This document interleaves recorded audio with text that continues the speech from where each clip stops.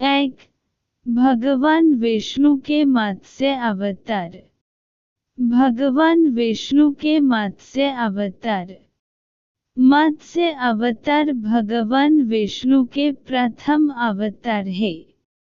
मछली के रूप में अवतार लेकर भगवान विष्णु ने एक ऋषि को सब प्रकार के जीव जंतु एकत्रित करने के लिए कहा और पृथ्वी जब जल में डूब रही थी तब मत्स्य अवतार में भगवान ने उस ऋषि की नाव की रक्षा की।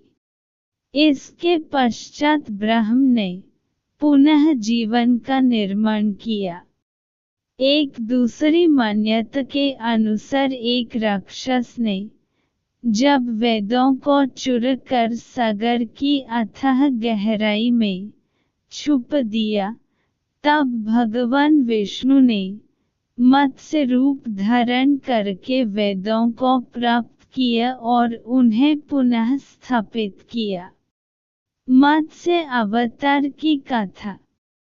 एक बार ब्रह्मा जी की असावधानी के कारण एक बहुत बड़े दैत्य ने वेदों को चुरा लिया। उस दैत्य का नाम हयग्रीव था। वेदों को चुरा लिए जाने के कारण ज्ञान लुप्त हो गया। चारों ओर अज्ञानता का अंधकार फैल गया और पाप तथा अधर्म का बोलबाला हो गया। तब भगवान विष्णु ने धर्म की रक्षा के लिए मत्स्य रूप धारण करके हयग्रीव का वध किया और वेदों की रक्षा की। भगवान ने मत्स्य का रूप किस प्रकार धारण किया, इसकी विस्मयकारिणी कथा इस प्रकार है। कल्पांत के पूर्व एक पुण्यात्मा राजा तप कर रहा था। राजा का नाम सत्यव्रत था। सत्यव्रत पुण्यात्मा तो था ही, बड़े उदार हृदय का भी था। प्रभात का समय था।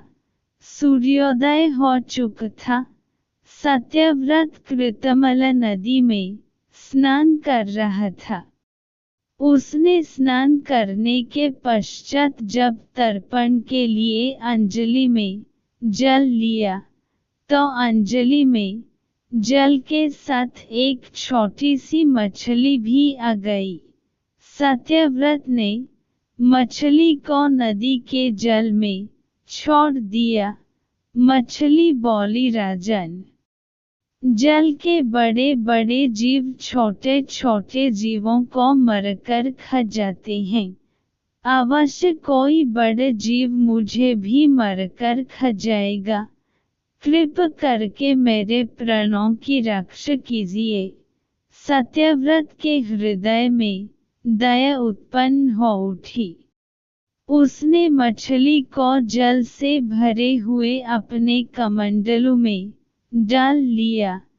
तभी एक आश्चर्यजनक घटना घटी। एक रात में मछली का शरीर इतना बढ़ गया कि कमंडलू उसके रहने के लिए छोटा पड़ने लगा। दूसरे दिन मछली सत्यव्रत से बोली, राजन, मेरे रहने के लिए कोई दूसरा स्थान ढूंढिए, क्योंकि मेरा शरीर बढ़ गया है। मुझे घूमने फिरने में बड़ा कष्ट होता है। सत्यव्रत ने मछली को कमंडलू से निकलकर पानी से भरे हुए मटके में रख दिया। यहाँ भी मछली का शरीर रात भर में ही मटके में इतना बढ़ गया कि मटका भी उसके रहने के लिए छोटा पड़ गया। दूसरे दिन मछली पुनः सत्यव्रत से बोली, राजन, मेरे रहने के लिए कहीं और प्रबंध कीजिए, क्योंकि मटका भी मेरे रहने के लिए छोटा पड़ रहा है। तब सत्यव्रत ने मछली को निकलकर एक सरोवर में डाल किया, किंतु सरोवर भी मछली के लिए छोट पड़ गया। इसके बाद सत्यव्रत ने मछली को नदी में और फिर उसके बाद समुद्र में डाल दिया। आश्चर्य!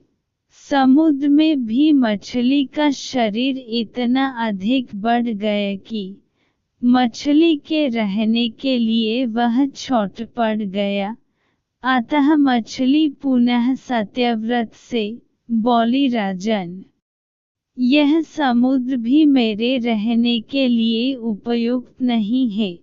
मेरे रहने की व्यवस्था कहीं और कीजिए।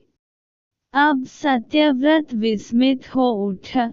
उसने आज तक ऐसी मछली कभी नहीं देखी थी। वह विस्मय भरे स्वर में बोला, मेरी बुद्धि को विस्मय के सागर में डुबो देने वाले आप कौन हैं?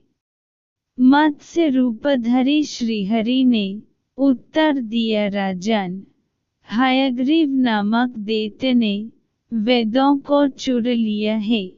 जगत में चरों और अज्ञान और अधर्म का अंधकार फैला हुआ है। मैंने हयग्रीव को मारने के लिए ही मत्स्य का रूप धारण किया है।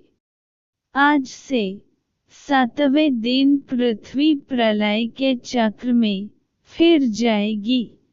समुद्र उमड़ उठेगा, भयानक वृष्टि होगी, सारी पृथ्वी पानी में डूब जाएगी।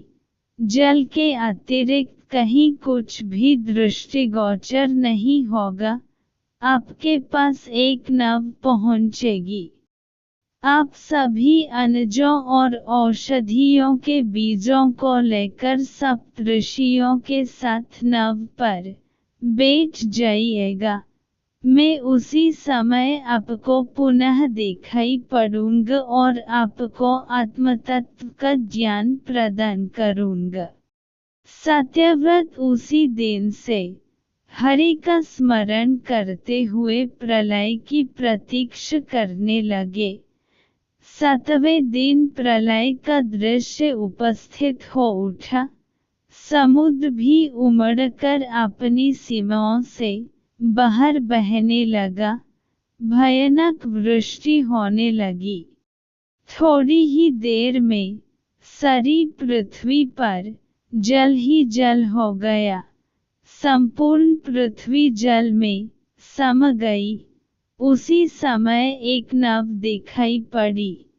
सत्यव्रत सप्तऋषियों के साथ उस नाव पर बैठ गए। उन्होंने नाव के ऊपर संपूर्ण अनाजों और औषधियों के बीज भी भर लिए। नाव प्रलय के सागर में तैरने लगी। प्रलय के उस सागर में उस नाव के अतिरिक्त कहीं भी कुछ भी नहीं दिखाई दे रहा था। सहसा मत्स्य रूपी भगवान प्रलय के सागर में दिखाई पड़े। सत्यव्रत और सप्तऋषि गण मत्स्य रूपी भगवान की प्रार्थना करने लगे। भगवान से आत्मज्ञान पाकर सत्यव्रत का जीवन धन्य हो उठा। वे जीते जी ही जीवन मुक्त हो गए। प्रलय का प्रकोप शांत होने पर मत्स्य रूपी भगवान ने हयग्रीव को मारकर उससे वेद छीन लिए। भगवान ने ब्रह्मजी को पुनः वेद दे दिए। इस प्रकार भगवान ने मत्स्य रूप धारण करके वेदों का उद्धार तो किया ही, साथ ही संसार के प्राणियों का भी अमित कल्याण किया।